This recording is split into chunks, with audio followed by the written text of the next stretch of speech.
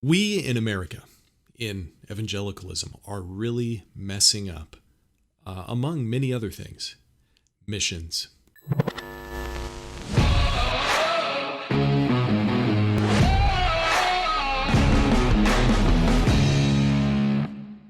Welcome back to Good Monsters. It's been a while. Things have been going really well. Work has been awesome for me. Work has been awesome for my wife. You know, she and I had been concerned for a while that, bad things were going to happen with work because of the state of the world, because the people in charge don't like people like us having jobs. But everything is going great. We are greatly blessed. And for all of you who are resisting tyranny and who are being faithful, God bless you and keep it up. You're not alone. So my name's Cody. Welcome to Good Monsters. And this episode is going to be about missionaries, missions work. A case against missions. So up front, I want to say that obviously, we ought to be spreading the gospel to the world. Missions is a very good thing, properly understood and properly done, and it's necessary and important. It has to be done. It's biblical. But the type of missions work that I see in America, at the very least, the vast majority of it, I think, is done totally wrong. I think what I see happening from American seminaries, churches, Christian colleges, parachurch organizations are either vanity projects. Missions are either vanity projects from these places, or they are actually doing more harm than good, I believe. So I'm going to explain what's wrong with missions and the right way to think about it. So let's go. First, I want to define what I mean by missions. I think it's important to define our terms up front. So what do I mean by missions? Simply nothing deeply theological. I just mean traveling to another country, usually to either spend a short period of time there or to live for the purpose of teaching people about the gospel. Or in some cases, it's about supporting a ministry whose purpose is to teach people about the gospel. So first, before getting into the real issues, I want to tell you a little bit about me. I have some experience with both short and long-term missions. I was a missionary in Japan for over a year. I lived there and I taught English to Japanese people of all ages, mainly adults. And as a part of the class, we would also have a Bible study / not really a Bible study, it's more like a Bible lesson where the missionaries were supposed to teach something about the Bible, at the end of every class. And so I did that, and I also helped lead Bible studies at the church, mostly translated. I helped lead other ministry activities. I helped organize outreach events for the church and generally help not just teach people about Jesus, but to encourage people to go to the church. Now, it wasn't a good church. I discovered the longer I was there, but that's beside the point. I also, when I was a youth and young adult pastor, I helped lead a short-term mission trip to Thailand for, I think it was 2.5 weeks. Where we traveled to an orphanage, or you could call it a children's home. A lot of the children weren't orphans. Their parents weren't dead, but their parents just abandoned them. So it's like an orphanage, but their parents are still alive and they just don't want the kids. It's really sad situation. But this children's home in particular did a lot of good. They would help raise these kids up, and they would give them some amount of Bible education. And I'm not too sure about, the quality of stuff that goes on there because I'll talk about the issues with some of these things later. But I did that.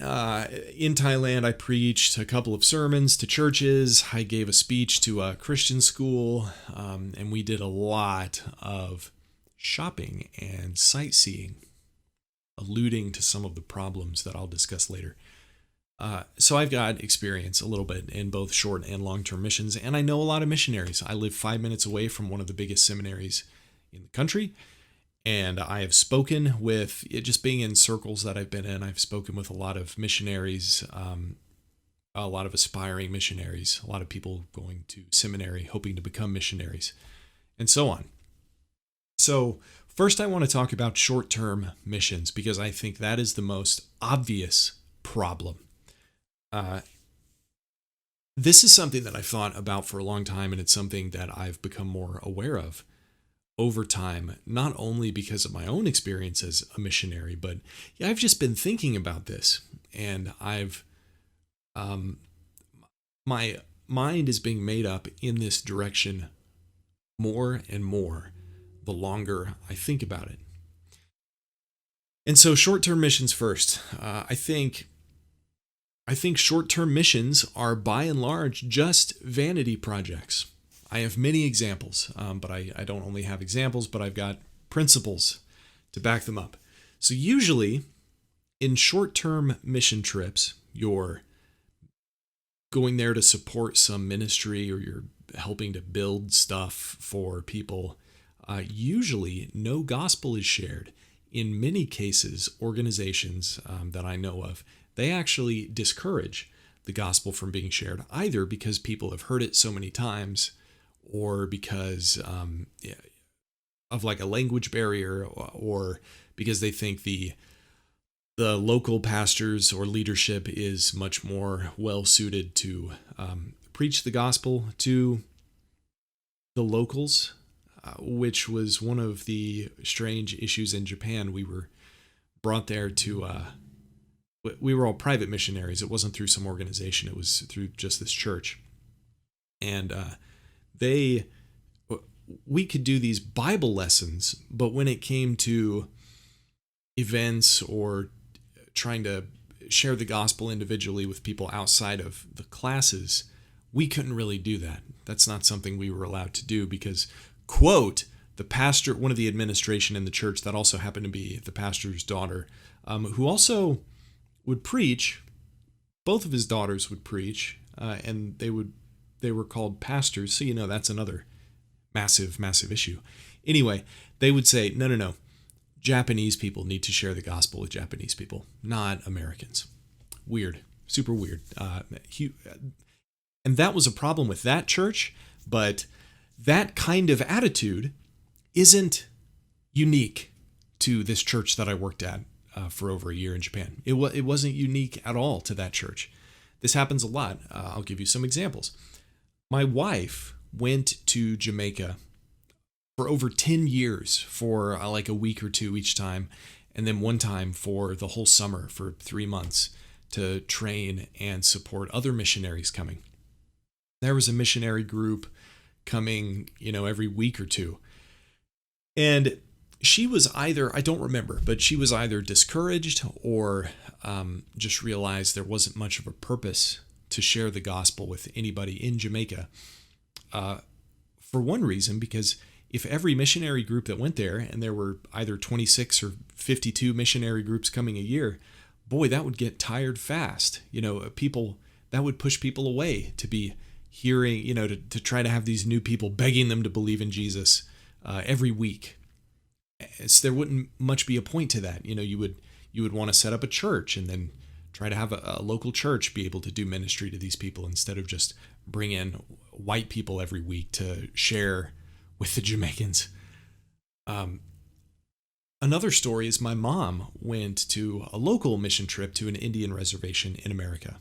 These all don't have to be traveling to other countries, but my mom went on a mission trip to an Indian reservation in another state. And there she wasn't allowed to share the gospel with any of the locals for exactly the same reason. They said that, the local pastors here, maybe there was a language barrier, but also the local pastors were more well suited to share the gospel with these people. In Japan, here's another interesting fact. I was the token white guy. I was on all their marketing materials.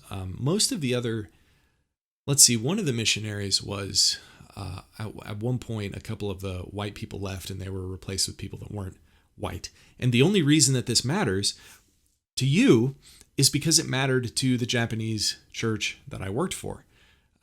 Because they would have me on all the marketing materials. I am tall, I am white, I have a beard. Those are all things that are very foreign to Japanese people.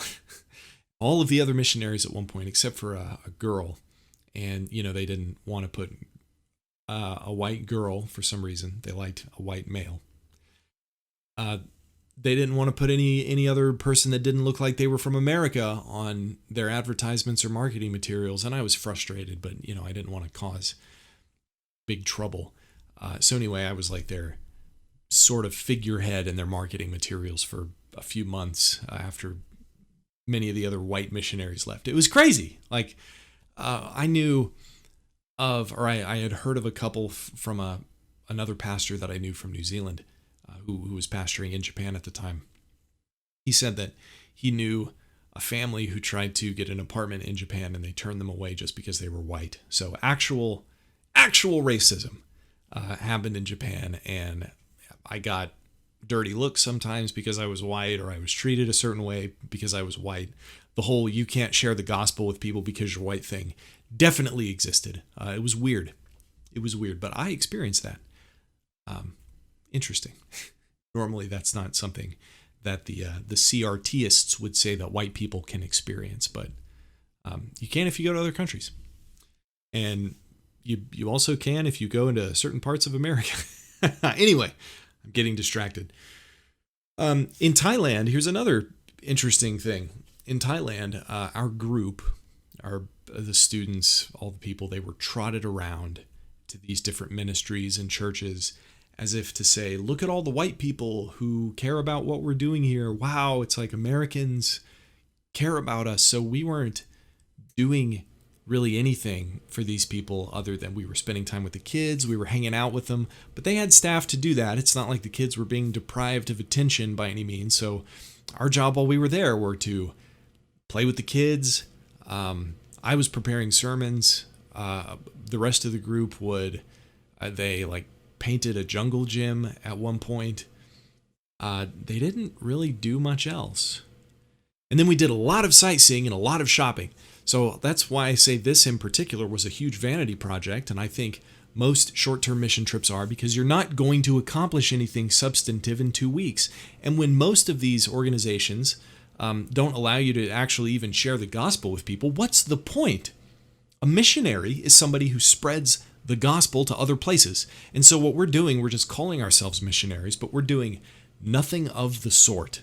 Not even remotely resembling missions work. We're going there to travel because it's cool, or to be flaunted as, oh wow, they're Americans and they like us, and so you guys should like us too, because look at all these Americans that are here. It's despicable. It's pathetic.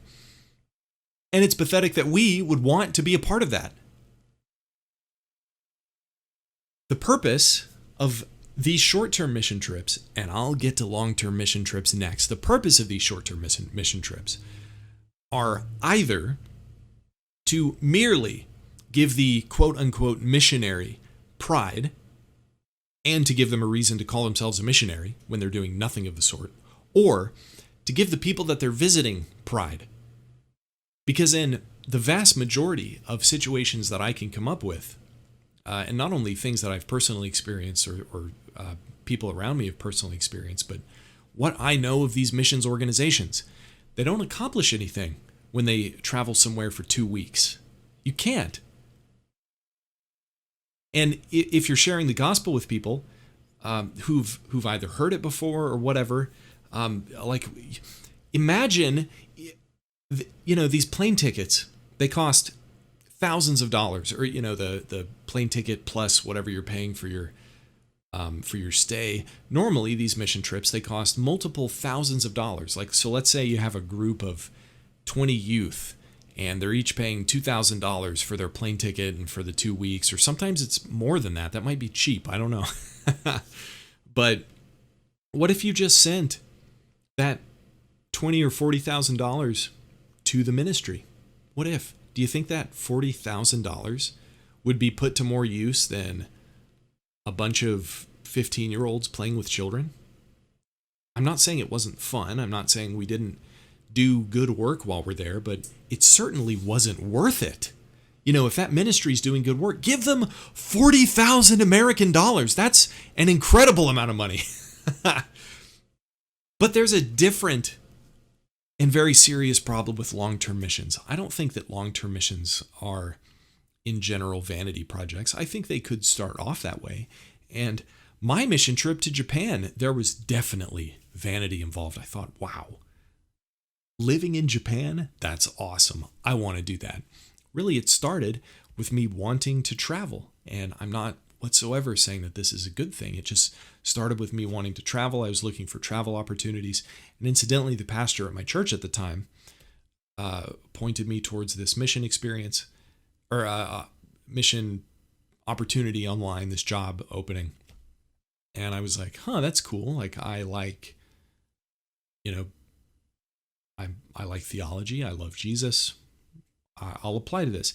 And I'm also not saying that we should be completely devoid of, whenever we go on mission trips, devoid of a desire to see a new place.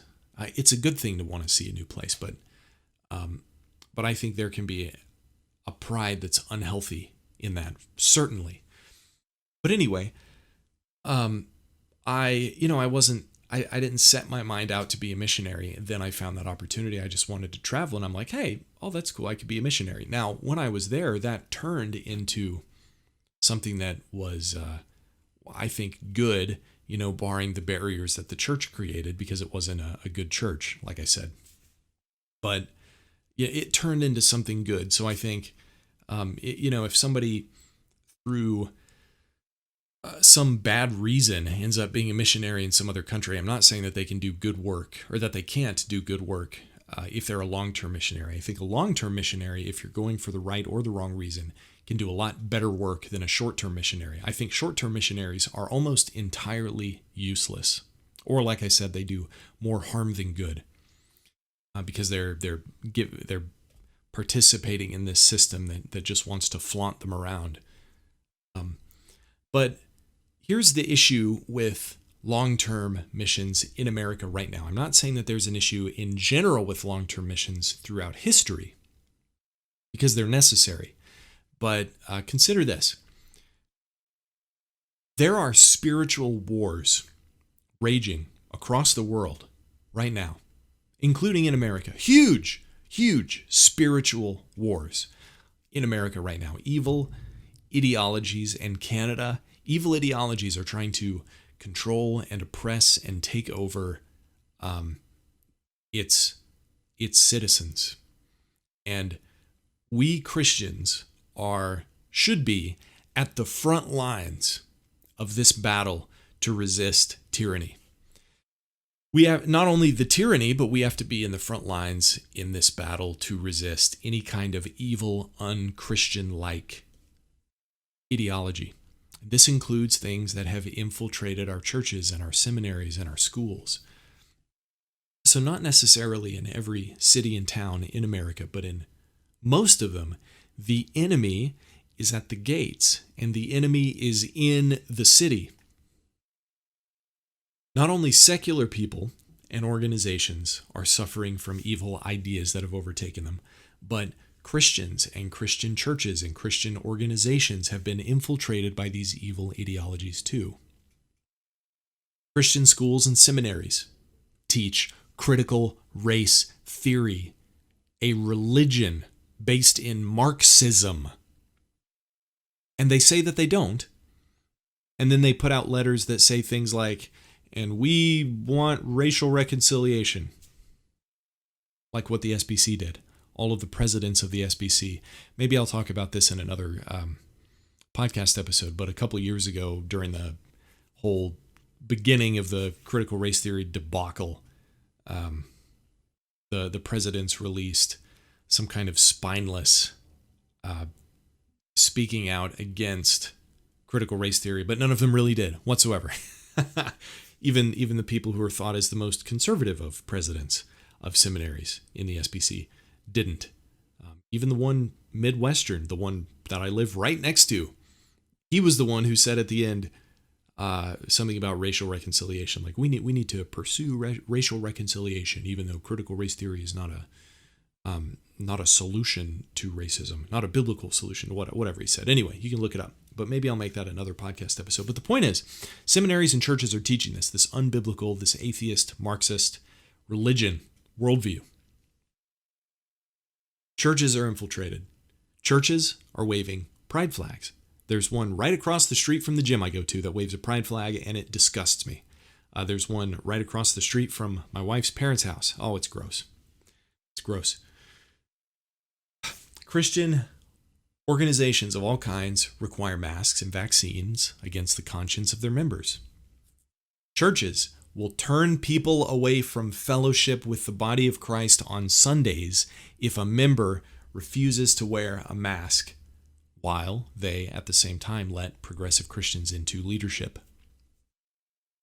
None of them want to offend the culture, but will fight tooth and nail against faithful Christians who are standing up for God and resisting them, their corruption. Whatever gospel we have is rotten.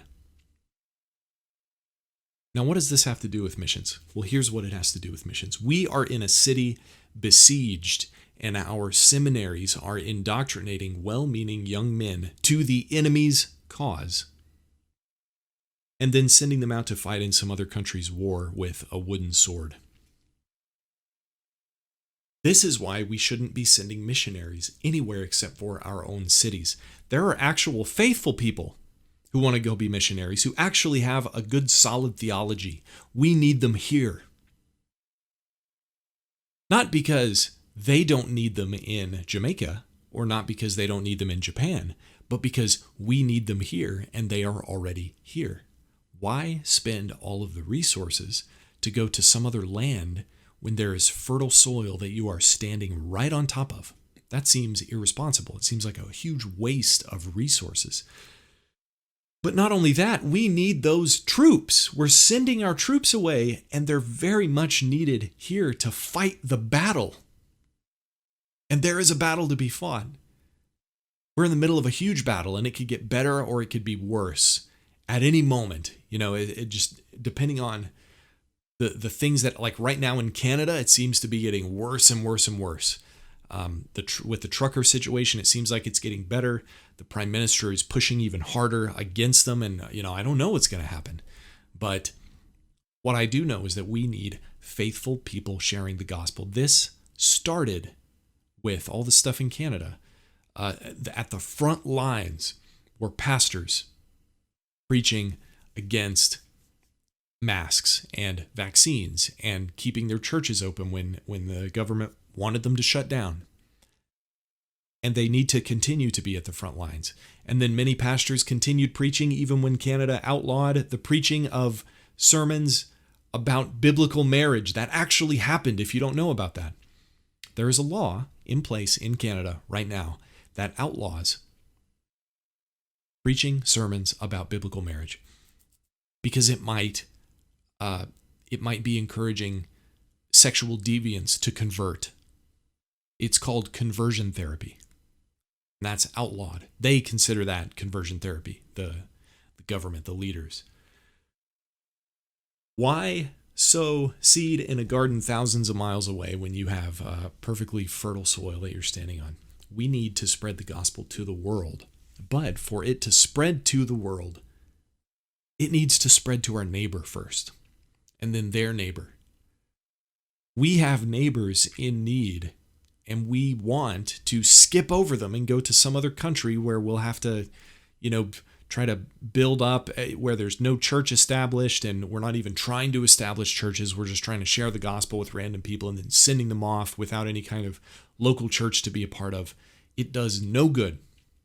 And we have need here, and we have local churches that can be reformed and made right. We could be trying to work our way into government leadership and church leadership and correct these problems here, but we want to send missionaries to other countries when our city is under siege right now. Now, the situation would be entirely different if the state of your city was sound. If you had a wonderful local church and your local church was doing a wonderful job spreading the gospel to the city, then that's understandable for you to want to go travel to another country. Because right now, it's not that much harder to travel to another country than it is to travel across our own country.